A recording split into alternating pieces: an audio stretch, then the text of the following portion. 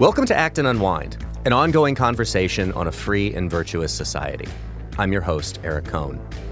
I want to thank you for listening. I want to ask that if you're listening to us on our website, that you navigate right now to the show notes for this episode, where you'll find a link to subscribe directly to Act and Unwind at Apple Podcasts, Google Podcasts, Spotify, or anywhere else where you listen to find podcasts.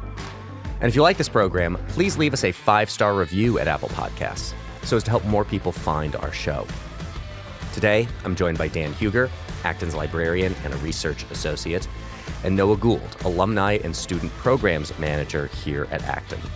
This week, we'll discuss freelance photographers embedded with Hamas on October 7 and the opening of the University of Austin. But first, I want to go to Africa. At least that's what YouTuber MrBeast did. Now, if you're not familiar with MrBeast, this is one of the most popular people on YouTube. Has about 2 million followers on his account. His business interests that he's built off of this kind of popularity that he's developed on the platform, estimated to be possibly in excess of $1 billion.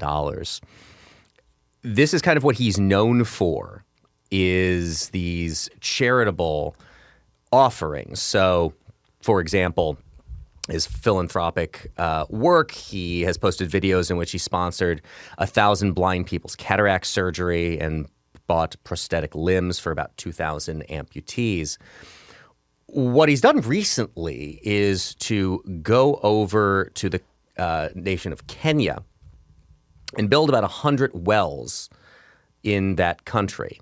Now, this has drawn praise from some people for obvious reasons, but it has also drawn some criticism. Criticism both from people internally in Kenya as well as externally. Some of the critiques, so a prominent activist in Kenya contrasted Donaldson's action, his name is Donaldson, with those of the Kenyan government saying we are a, quote, shameful, horrible country, a begging nation governed by millionaires. The same person added, every 5 years we give newly elected members of parliament, senators, a car grant worth about $33,000. Few of those cars every month, but we have no money to drill boreholes for our people. Another freelance journalist lauded Donaldson's efforts, but said that, quote, it's embarrassing that a YouTuber jetted into Kenya on a charity tour to perform tasks our taxes should have completed ages ago. So I find this interesting. I find it interesting in connection with the theme of the most recent issue of Religion and Liberty that we have out, which is on the issue of poverty. I also find it somewhat interesting from the perspective of the long-run work that we've done here at Acton, particularly if you go back and watch Poverty, Inc., that looks at international aid and relief efforts and the problems that those also create, which those aren't problems that I necessarily see here in this kind of direct philanthropy, although the critique about the Kenyan government that, why isn't the Kenyan government doing it themselves is a very legitimate one. But it does get back to the problems in the governance of a number of countries like Kenya, that they are not fulfilling the base functions, the minimum roles of the state. So you have a famous person like this who the criticism on the American side is that it becomes this kind of poverty porn, right? That you are exploiting these people. He's exploiting them by, yes, he's doing these good deeds, but he is doing them to just accrue more followers and more attention to his YouTube account, which is monetized, which means more money for him.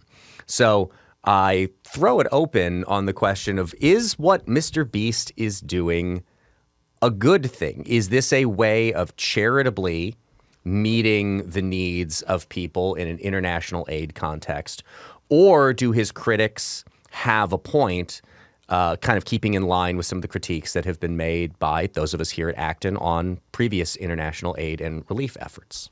Yeah, so before we jump into the kind of whether this is effective question, I can talk about maybe his philosophy more generally. And he actually has 200 million followers on YouTube. So a pretty dominant YouTuber making a ton of money. And he's very public about, which I think is admirable, this idea of, okay, I can make a certain amount of money, but it's not, after a certain point, it's not going to make me any happier, so I want to give it away. So I think there's something that's true about that and admirable about that, even if he's doing it in very public, splashy ways, more to get the clout or admiration of others. But I think we can talk more about specifically, is this instantiation of giving helpful, right? And it really isn't a new conversation. This is the same thing as far as it's pretty easy for an organization to go in and build a bunch of wells in Africa. These organizations have been doing it for a long time. And so I think that the criticisms here are kind of old criticisms that maybe he should have been aware of, as well as very valid. So in Africa generally, 60% of wells that have been built at some point are inoperable, so don't work. So the problem isn't as much of building wells, but the infrastructure required to actually keep them up. Noah's absolutely right about this. I come not to praise MrBeast, but to bury his mentions. What MrBeast does is geared towards generating subscribers and views, and there is no one better than him at it. He's absolutely fabulous. He is a pioneer of what we know as the soy face. Now, every YouTube video you see has a picture of somebody with a very toothy, open-mouthed grin. That is, of MrBeast's provenance. It works. People get excited. People get excited about scale and numbers. This is also something that MrBeast knows very well. In fact, the first sponsorship that MrBeast got, I was reading this story, was somebody wanted to give him something, I'm going to get the details wrong, but something on the order of like $5,000 to mention their product and to sponsor and underwrite an episode of his program. And he said, how about you double it and I give it away? And MrBeast knows the value of cultivating an audience. And this is another instantiation of that. Noah is very right in pointing out it is very easy to drill wells. As anyone who has a well knows, it is a different thing to maintain a well.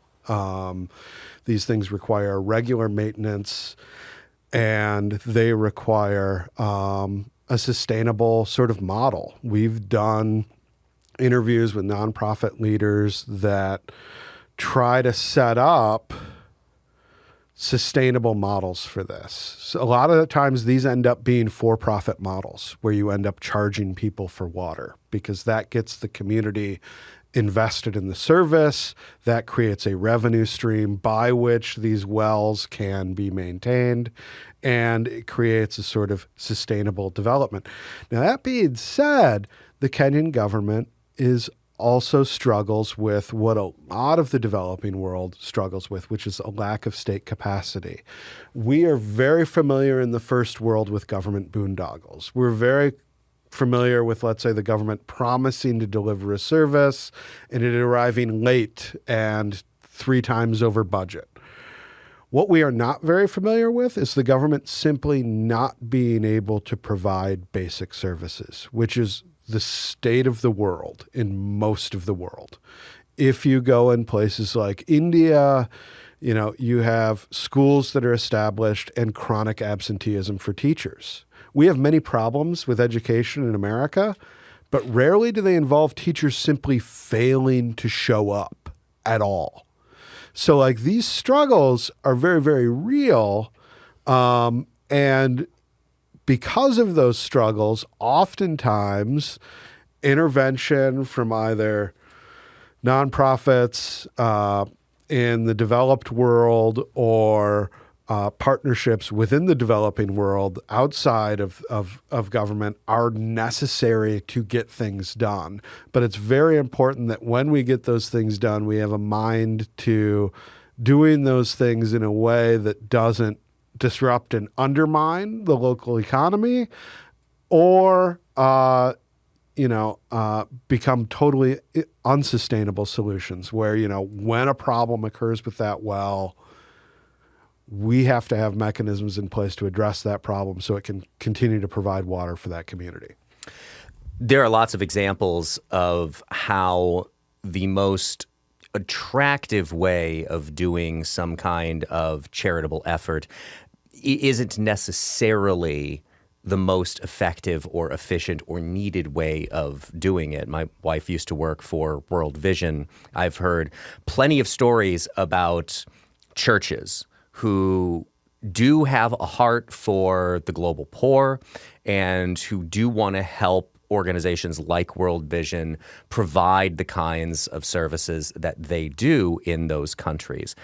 The problem is often that they want some kind of the glory along with it. They want to go over to Africa. They want to be there and be a part of it.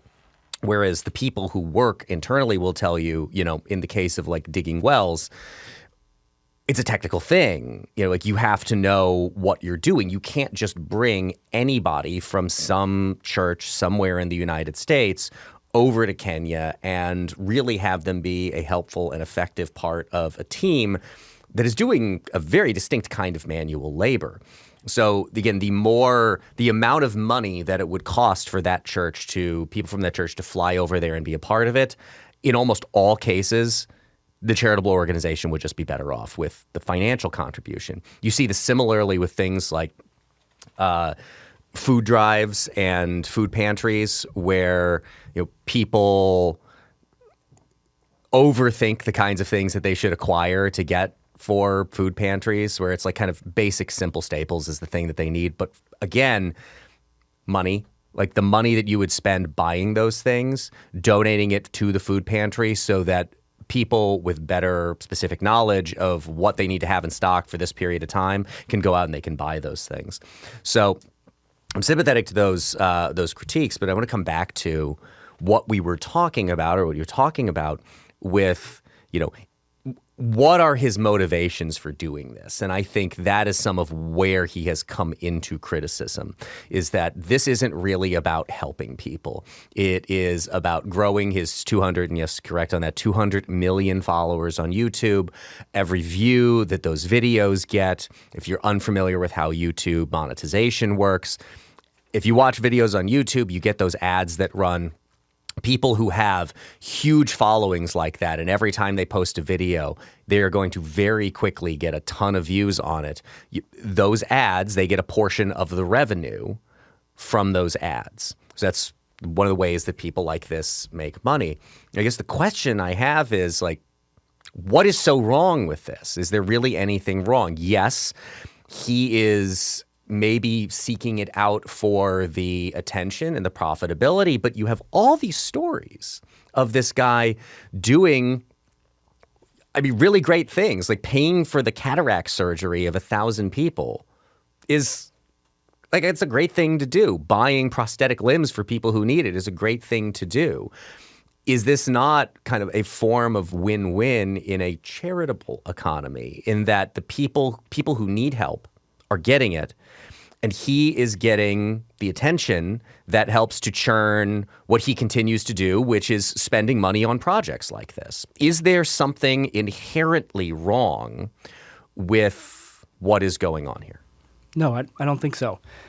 In fact, there's a kind of Gen Z radical transparency to what he does, and he shares pretty widely how he makes money, how it all works, what his goals are. And so the problems I think you run into with this type of thing is if someone were kind of hiding or tricking people into getting these services and then filming them secretly or something like that. And that's just not what's happening here. So no, I think it could be a win-win for the people who are receiving these kind of lavish gifts, or even if it's public, they generally know what they're getting into. So yeah, I think a win-win here.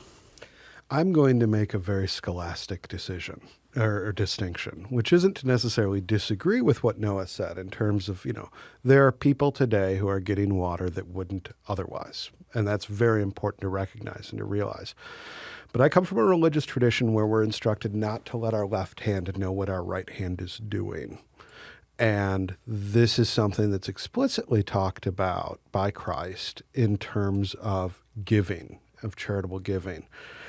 When we talk about the idea that it's better to give than to receive, we're obviously not talking about that in a narrow material sense, and that, it's in a narrow material sense, it's better to have more stuff than less stuff. It's better to have a well in your village than to not have a well. But part of what giving does is it also forms the character of the giver. This is why it is a work of mercy, as opposed to, this is why it's charity, an expression of love, rather than a commercial exchange. There's nothing wrong with commercial exchanges. We need a vibrant world economy to lift people out of poverty, to generate the rising standard of livings for everyone. All of that is well and good. Those things aren't charity.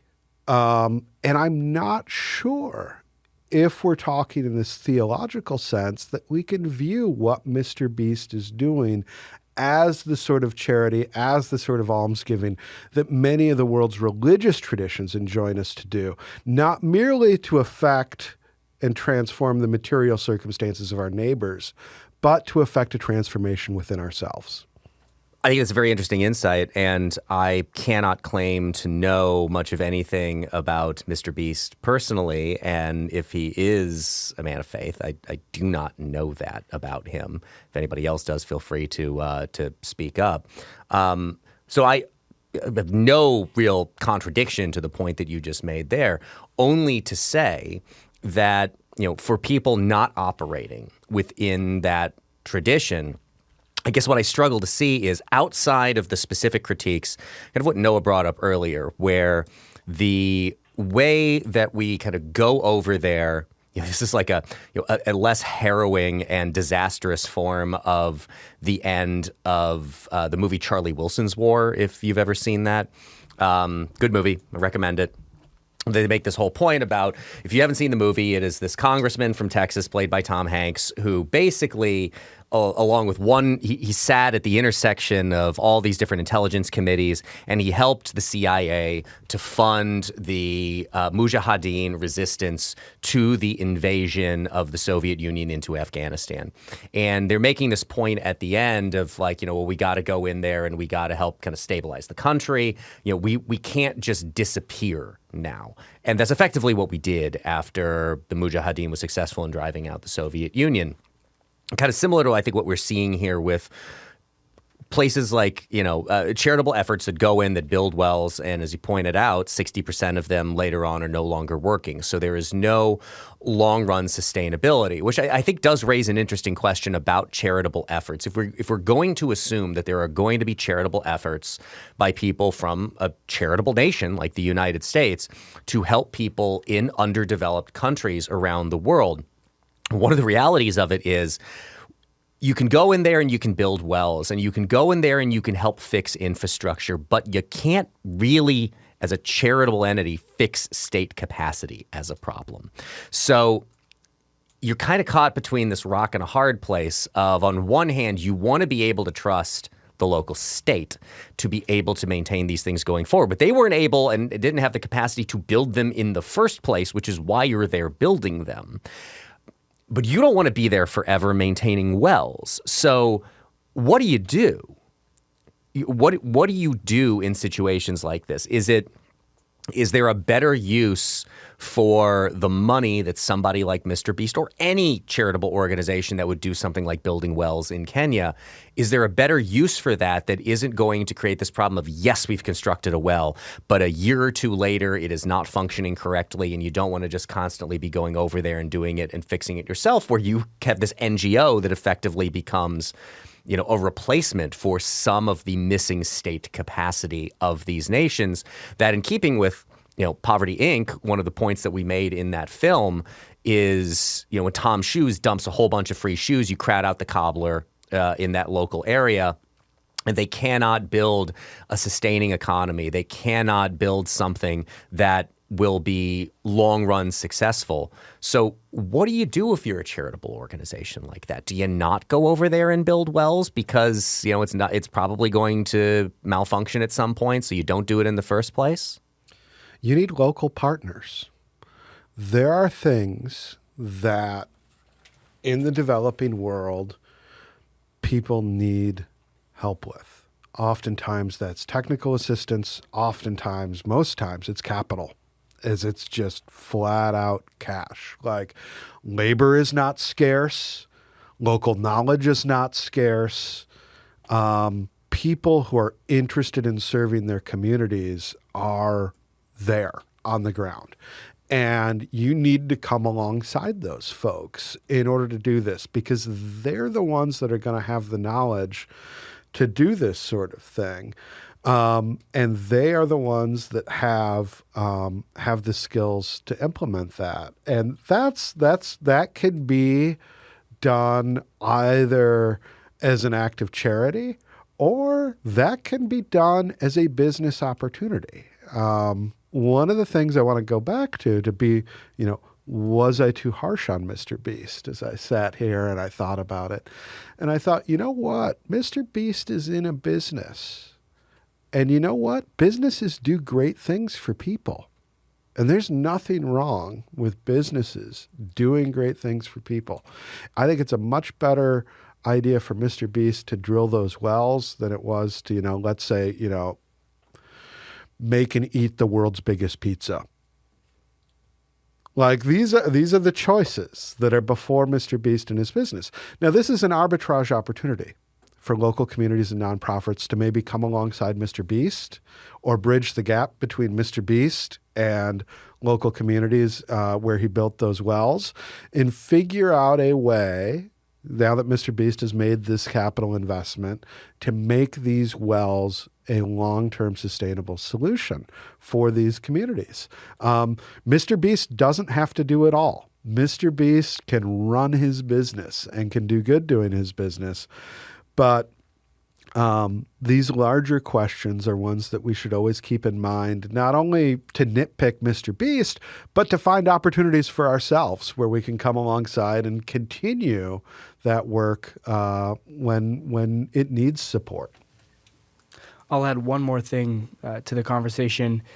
There's kind of a meta conversation here about what these countries need to be able to kind of have long-term sustainable growth. And I think the biggest thing that we can do, and it's not super practical, but the rule of law, basic upholding certain rights, those types of things are necessary for then businesses to come in and actually have long-term growth, actually create long-term businesses that are going to help people. So if there's any ways, and this is kind of a bottom-up solution that people in these countries kind of have to get together and create processes to sustain these laws, but they're currently stuck between these two places. One, a corrupt government that doesn't allow kind of growth sustainably, and then these types of handouts. It's a lose-lose spot that they're in right now. So any ways that these kind of rules can then be brought long-term is going to help. Yeah, I will note that there was one of the people criticizing him was this Kenyan politician, Francis Gaitho, I think is how you pronounce it, criticized Donaldson, saying that it perpetuated the stereotype that Africa is, quote, dependent on handouts and philanthropic intervention. And the dirty little secret there is there are a lot of countries that, because they lack the state capacity, because they lack a sense of rule of law, the ability to establish long-run success, are reliant on things like that. Nobody is particularly happy about that. And I think it is a good thing that there are people in a position to provide some of the charitable relief, because, we want people to have clean water. We want people to be able to continue to live in a good and a healthy way. And we want to see these countries on an upward trajectory. It's just a question, I think, as you've both done a good job identifying, how are you doing it? What are you doing? And who are you doing it with? So I think the critique that we would want to lodge against someone like MrBeast is not necessarily against what he is doing, for the very simple idea of the fact that he is doing it, like some people have criticized him, only to say we would want him to turn his attention to some of those points that we have raised about finding local people to work with, helping to set them up for long-term sustainable success, wanting them to have the capacity to be able to address problems when the wells malfunction, which they almost certainly will. So you don't just show up, do a good-looking thing, get a few thousand more YouTube subscribers, and then you just move on to the next thing. I think that's the thing that we would want him to kind of focus some of his philanthropic attention on. Yep. And, there's good that business can do in the world. There is good that individuals can do and churches can do in terms of charitable giving. But there's also good that civil servants need to do and politicians need to do. Everybody has a role in contributing to a free society. Let's move on to our next story. This is a piece that I found that was published by an organization called Honest Reporting, which is an Israeli media watchdog organization. The story is entitled Broken Borders, AP and Reuters Pictures of Hamas Atrocities Raise Ethical Questions. I'll read here from the intro. On October 7, Hamas terrorists were not the only ones who documented the war crimes they had committed during their deadly rampage across southern Israel. Some of their atrocities were captured by Gaza-based photojournalists working for the Associated Press and Reuters news agencies, whose early morning presence at the breached border area raises serious ethical questions. What were they doing there so early on what would ordinarily have been a quiet Saturday morning? Was it coordinated with Hamas? Did the respectable wire services, which published the photos, approve of their presence inside enemy territory, together with the terrorist infiltrators? Did the photojournalists who freelance for other media like CNN and the New York Times notify these outlets? Judging from the pictures of lynching, kidnapping, and storming of an Israeli kibbutz, it seems like the border had been breached not only physically, but journalistically. The New York Times did respond to the accusations that are made in that piece. Of course, we will include that piece and this from the New York Times in the show notes. The Times rejected suggestions that it had advance warning of the attacks or had accompanied Hamas terrorists, calling the claims untrue and outrageous. It also said that there was, quote, no evidence for Honest Reporting's insinuations about the AP photographer who is freelancing for the New York Times. The Associated Press also has a piece that we will include in the show notes about the organization merely kind of raising these questions.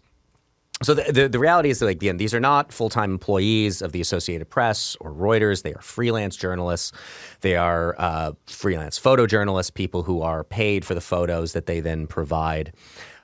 But I do think there is an ethical question to be discussed here, that these, again, are businesses who have a choice of who they engage with, who they will pay money to for photographs that are provided to the AP wire service. We use the AP photo wire service for photographs, for images, for articles that we publish here at Acton. So it is an incredible resource. But they do make decisions about the people that they are going to work with. And it does seem to be a pretty obvious question that does need to be addressed here is, are the kind of people who would be able to be embedded with a terrorist organization like Hamas, who did the kind of things and do the kind of things that Hamas does, is that something that the Associated Press, Reuters, further down the line, then CNN, the New York Times, other major publications should be engaging with? Is there some kind of a duty or responsibility on the part of these media outlets when what we are talking about is not the same thing as embedding reporters with a standing uniformed army in a conflict, which there is a long history of, but embedding them with a terrorist organization that is committing war crimes? What do you make of the ethical questions involved in the use of these photojournalists by entities like the Associated Press and Reuters?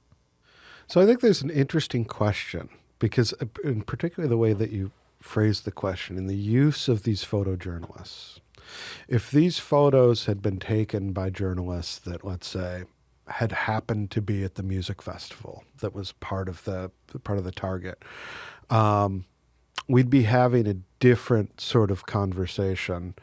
One of the questions that I have always had is, what is the value of this sort of imagery of violence in general?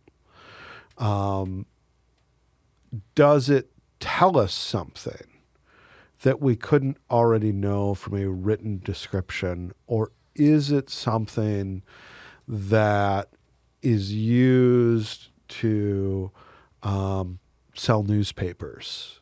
Because that's also what we're getting at here. There's an ongoing commercial relationship between these freelancers and these various news services. Do they now have a duty to not engage in future commercial relationship for these people? Do they have a duty to remove these photographs from any current, AP stories in which these were taken? These are difficult sort of moral questions to engage with. But there's also this is a way of me posing 1,000 questions instead of giving you an answer to your question. But another question is, and this is something that this story was unfolding that I was thinking about, is how many professional photographers that operate in the Gaza Strip and who have operated in the Gaza Strip since 2005 have a relationship with Hamas?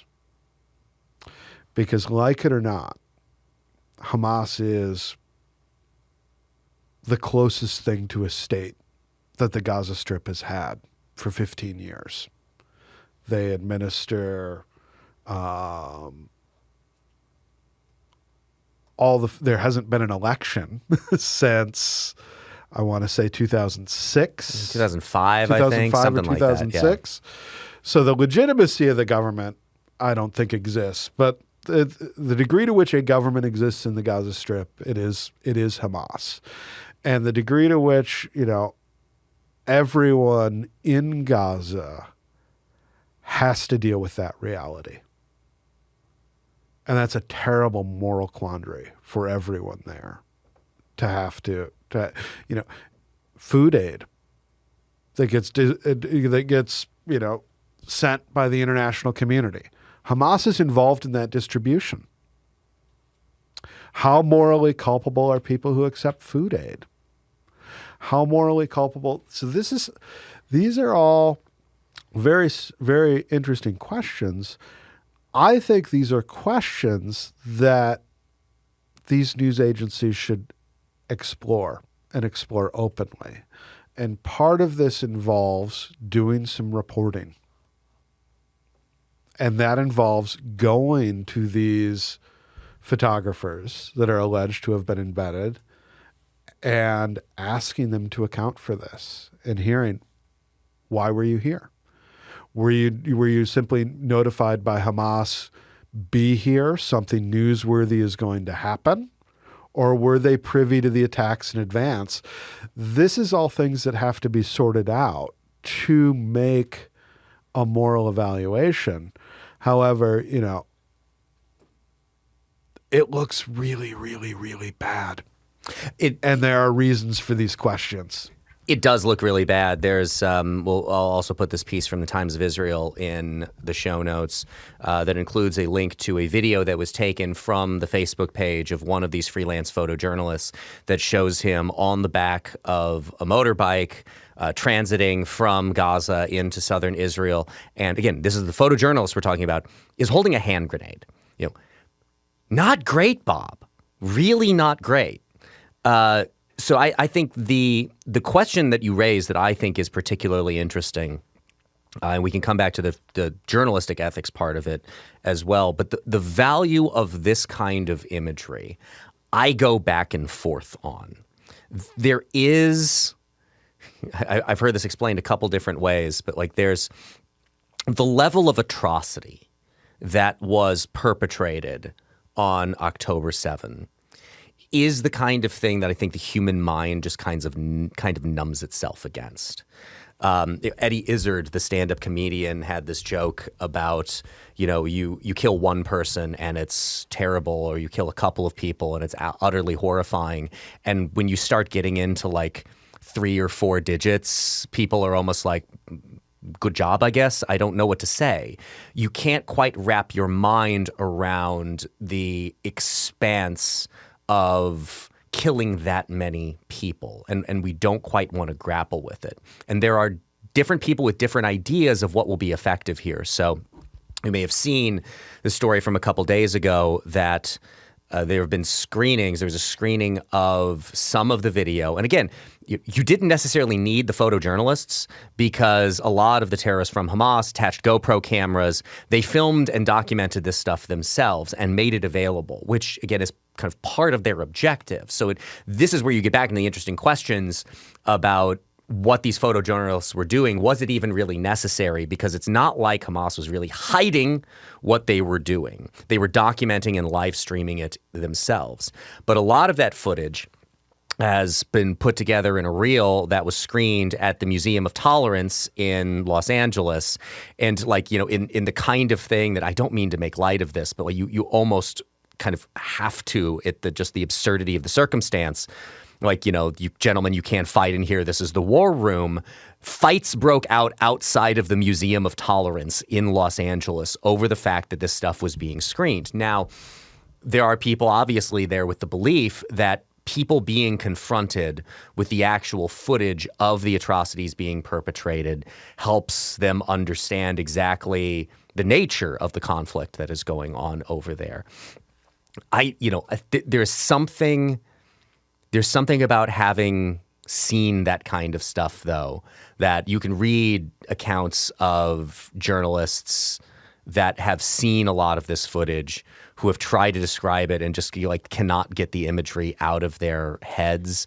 Anybody who saw, and this really was a couple different times, what changed American opinion on war on terror efforts were the execution of Daniel Pearl, a journalist, which that video was available to be seen online. I have seen it. I wish I had not.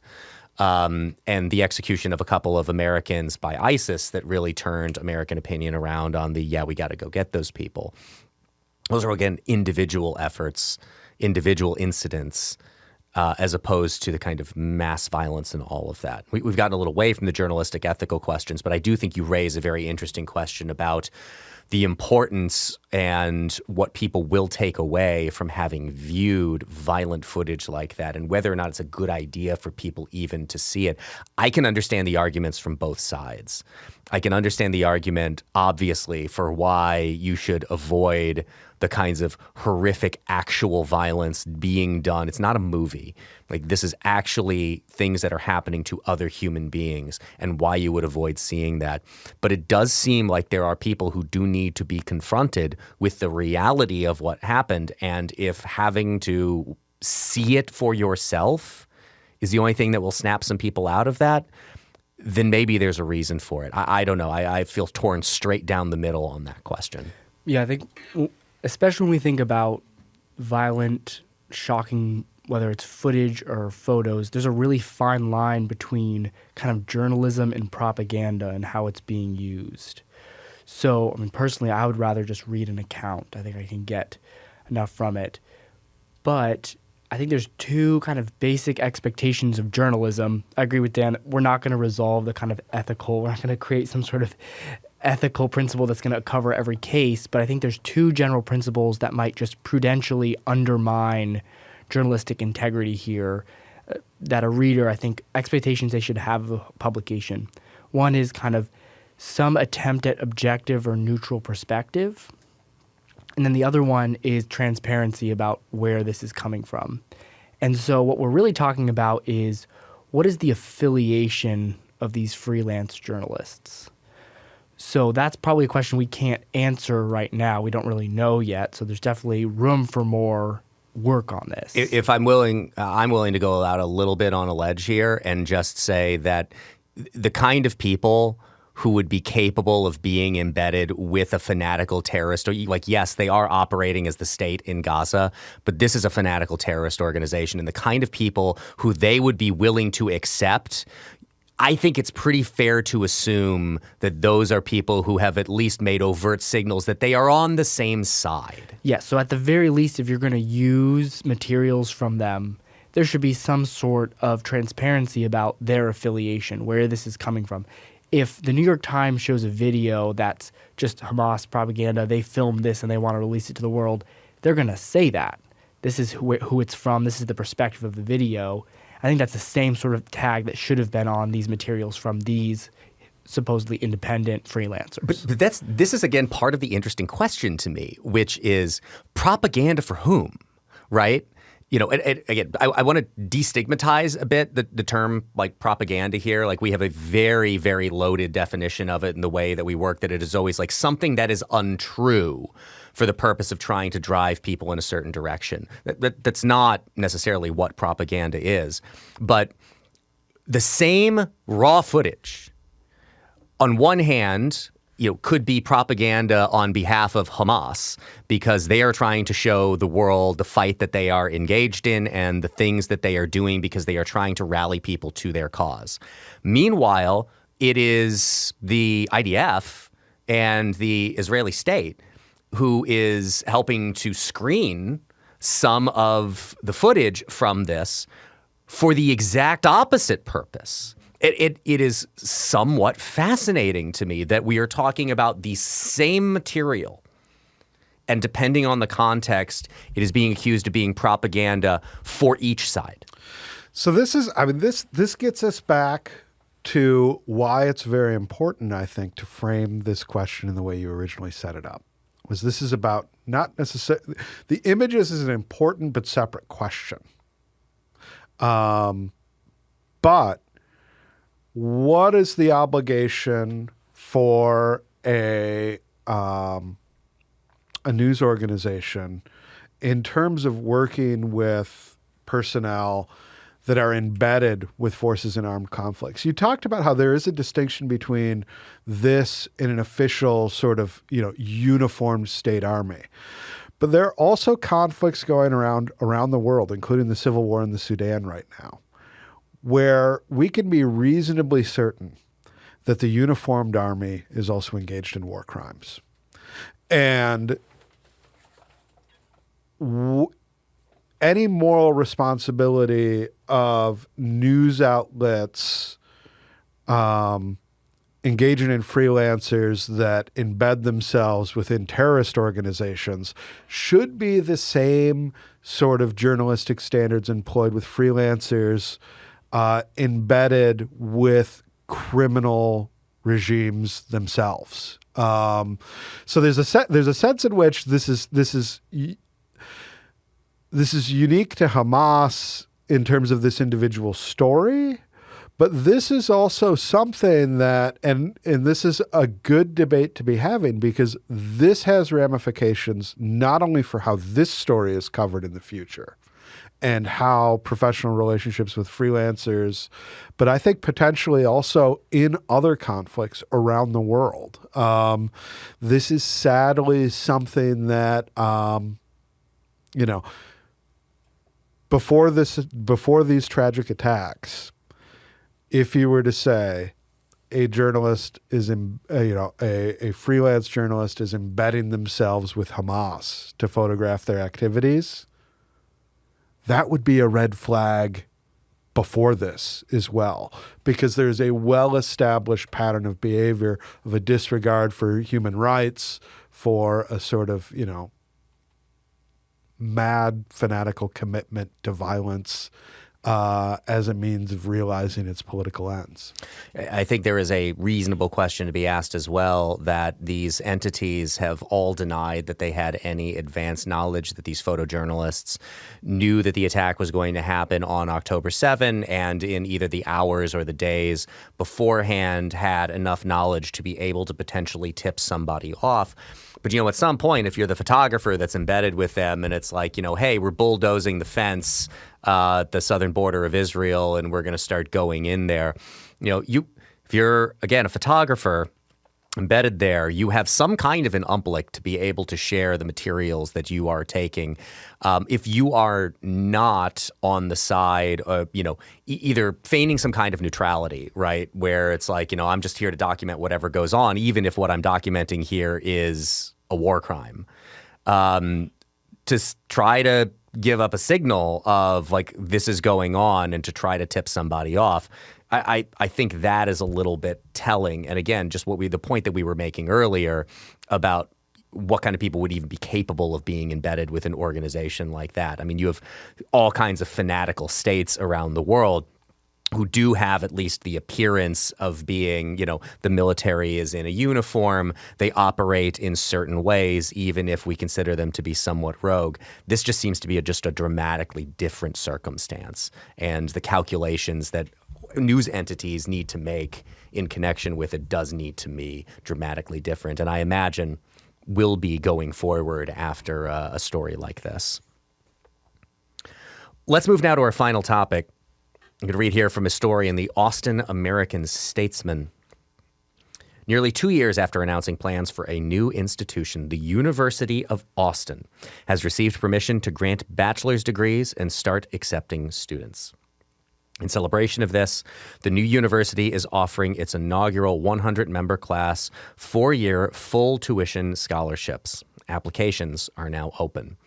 Next month, the private university will move into the Scarborough building in downtown Austin, where it will have its offices and classrooms. The university is currently hiring faculty and said it had interest from 6,000 professors.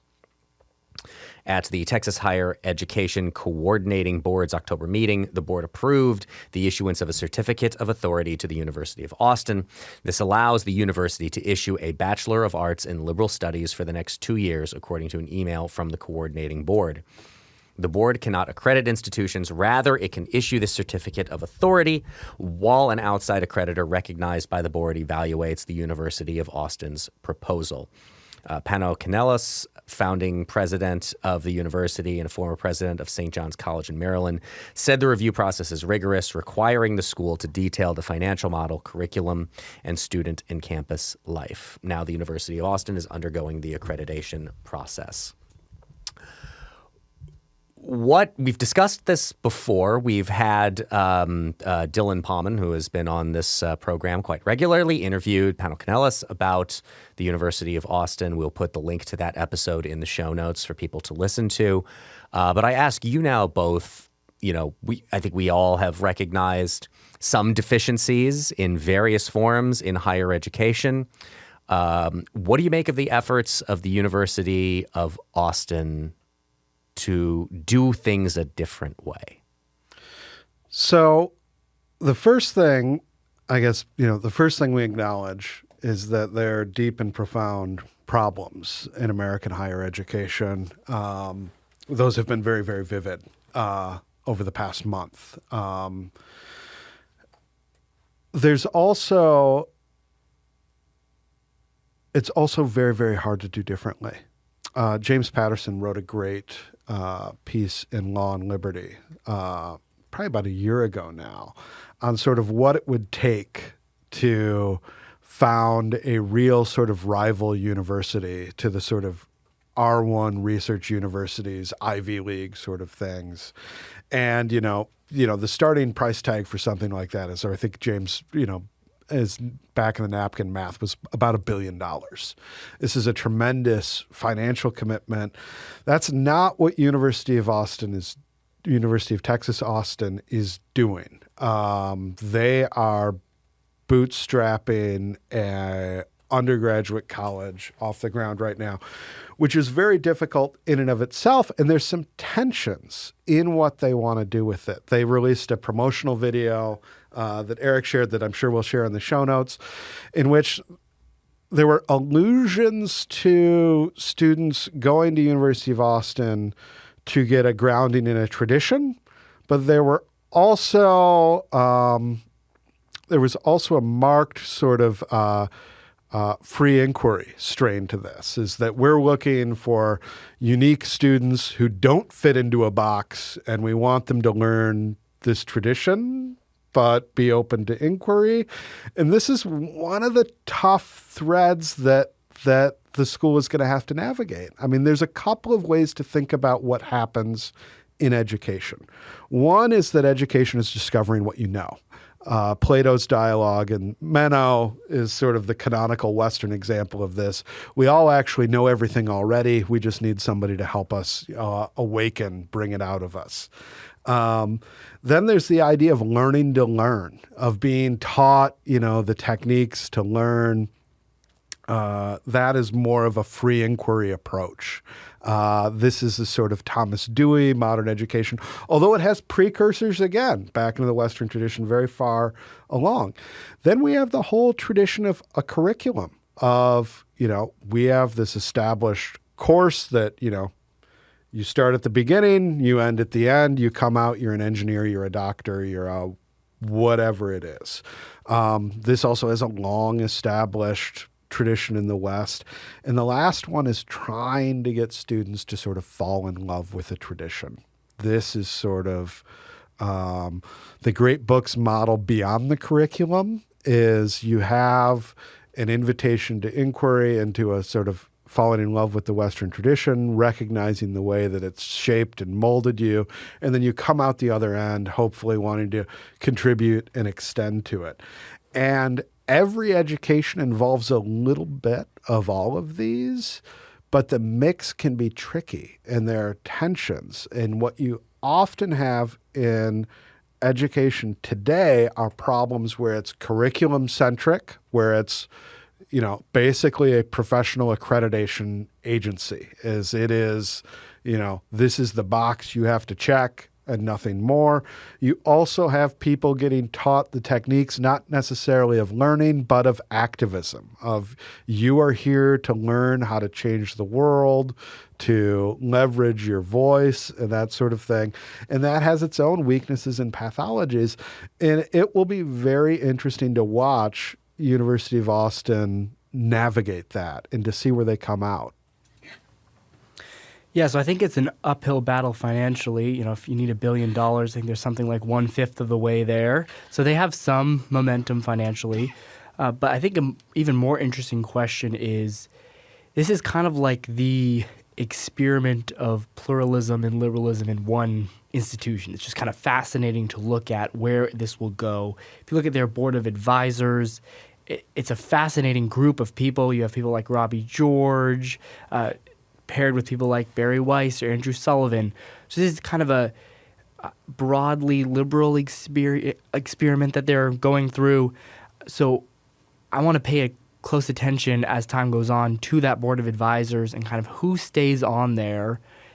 Are they able to really commit to free expression and long-term have that as an institutional identity? And Dan, you brought up a little bit about, they're teaching a certain tradition. There's this question of what tradition, right? There's tensions here. Are we talking about a Western tradition? Are we talking about a Christian tradition? Are we talking about kind of the tradition of liberalism? We're talking about an older tradition of free expression and liberal thought that goes, prior to the Enlightenment. All the people on this board, if you asked each of them, they'd probably have a different way they describe that, and sometimes a radically different way they describe what they're trying to do. In a way, what I was going to say about the University of Austin, which I think I have said before, perhaps in conversations on this program, is I wish them all the best. Exactly. The problem is we're only really going to know if they have been successful after I'm dead, because it's if they are still doing the same thing in 100 years from now, to me, is going to be an indicator that they have really been successful, because you need that kind of long run of an organization, an institution, a university like this to get it into the pantheon, where, when Dartmouth University is founded in 1769, it is because people thought that Harvard had lost its way, right? So they set up this organization to be in competition with it. And now, if you were debating between, do I want to go to Harvard or do I want to go to Dartmouth? These are both Ivy League institutions, and to a certain extent, it's 6 of one, half dozen of another. But for the average person in Lincoln, Nebraska, the student and the parents who are making this decision, if they have the choice between going to Harvard, going to Dartmouth, or going to the University of Austin, in almost every case, they're going to take the Ivy League institution. Why? because of the tradition that represents, because of what having gone to that institution represents. So my wish for their success is in almost kind of in a way is to embody the most Burkean line in the movie Animal House, which talking about the fraternity has a long tradition of existence in our community. I wish them a long tradition of existence within the American educational community, because if they are still doing this 50, 75, 100 years from now, people will then begin to actually be able to weigh those kinds of decisions in a way that is fairer to people at the University of Austin, in that they will be a competitor to the people that they are now saying they want to try to compete with. Places like Harvard, who on FIRE's ranking of free expression on campus is dead last. They want to offer an alternate way of experiencing your undergraduate education. I hope they're successful, because I want people to be more free to express themselves and to not have to shade their opinions and not have to keep quiet about the things that they believe because of a sense of hegemonic opinion on the campus, shared not only by the students but the faculty. So in that regard, I wish them success.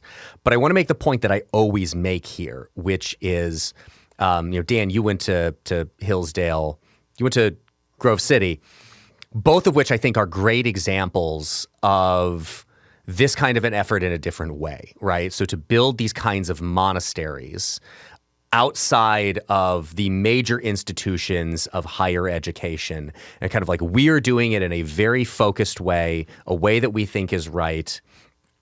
I think those things are incredibly important. I would rather have, over the next 25 years, 5 more people that think a lot closer to the way that the 3 of us do on the faculty at a place like Harvard or Yale or Dartmouth than I would like to have 5 more institutions like Hillsdale or like Grove City. Because at some point, in the same way that you can't have I think I got this line from Jonah Goldberg, that you can't have a new old friend, you can't have a new old institution. And old institutions with a long tradition are important. And for whatever reason, people who believe the kind of things that we do have, again, you would have to fight an uphill battle to become a faculty member at a place like Harvard. But like you mentioned Robbie George at a place like Princeton, it is possible. You do have those people there. We would benefit, I think, a lot more from a few more people like Robbie George at those institutions that we are just not really going to be able to ever really diminish their importance. Princeton is still going to be Princeton, and Harvard is still going to be Harvard. Having more people that agree with us on the faculty there, I think would have more of an impact than having 5 more Hillsdales or Grove Cities or University of Austins. This is another thing that the University of Austin's going to have to figure out for itself, is what kind of institution does it want to be? Because on the one hand, you have you brought up FIRE. I think FIRE is an inspiration for a lot of people. The degree to which we could find a common thread maybe at the University of Austin, I think Noah's right that there's a lot of different directions. It would be something like an organization like FIRE. It should be noted that FIRE recently said that, Hillsdale College was like a red flag, like warning, free expression might not be tolerated here. And the reason is because Hillsdale College is about, in part, falling in love with the tradition. And that involves some different norms than the sort of learning to learn, impartiality, just technique driven. But what's also interesting is that one of the universities that FIRE gives high marks to, the University of Chicago, the president of that school was originally on the board of advisors for University of Austin. He stepped back away from University of Austin and his advisory position because a lot of the rhetoric coming out of the University of Austin was that this nation's elite institutions, which by any estimations include University of Chicago, are hot garbage. They put it a little more politely than that, but not polite enough that a president at one of these universities could be on an advisory board.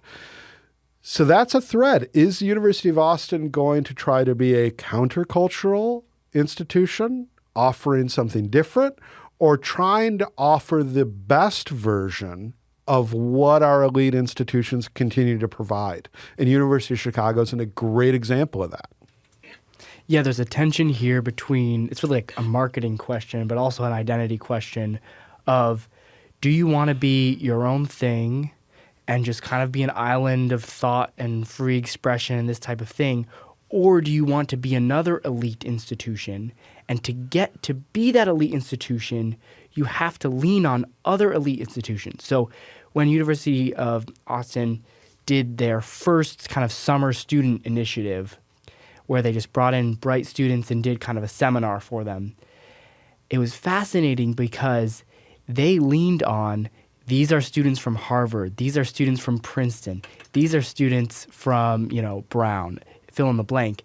And what that does is it's kind of a shortcut for all of us to know these are really smart students. These are bright students. And so we all kind of just get that, and they leaned on that. Or even if you look at their board of advisors, you can see all of the right institutions on that list as far as elite. And we just use that for, these are a bunch of really smart, successful people. And that might be right or wrong, but that's just the reality of what we live in. I'm glad you brought up the marketing point, because that was the last point that I wanted to make, which is I used to run political campaigns. And when you make a choice as a political candidate to go negative on your advertising, traditionally, now let's set aside like the last 10 years because all the rules have gotten thrown out the window. So traditionally speaking, what you anticipate when you go negative is that you will diminish the favorability of the person you're attacking, but you will also diminish your own favorability in the process. The best place to be in is in a 3 or more candidate race where you want to be the candidate who is standing there while the other two beat the crap out of each other, and you just kind of walk right through the middle of all of that because you don't take the reputational damage of having decided to go negative or having all the negative stuff about you being aired. That's the place you'd like to be in. Too many of the efforts that I have seen like this to provide alternatives in one way, shape, or form to traditional higher education are based in exactly what you had described of this negative advertising campaign against their competitors, of saying higher ed is terrible, you don't want to go there, you want to come to us instead. And the problem is, for people who are already ideologically in alignment with the point of view that thinks that there are major problems at places like Harvard and Princeton and Yale and all of those, yes, absolutely, they're already aligned with you. But again, come back to that just median person in Lincoln, Nebraska, who as a family, they have a choice, Harvard or the University of Austin. They're going to have a higher regard for Harvard. And no negative advertising campaign is really going to address that without also creating some kind of a blowback on the University of Austin or any of these other educational alternatives. So the one piece of advice I would have for you, Austin, is to focus what they're selling on the positive value and vision of what they are selling rather than the comparative, which, to be clear, is a major reason for their existence. They noticed a market problem. They noticed an opportunity there because of where other people were failing. But you don't have to, to quote a line from the movie Steve Jobs, where he's challenging John Scully about lifestyle advertising and all of that, and Scully's response is, we showed people drinking Pepsi and being happy. We didn't tell you the world would end if you bought a Dr. Pepper.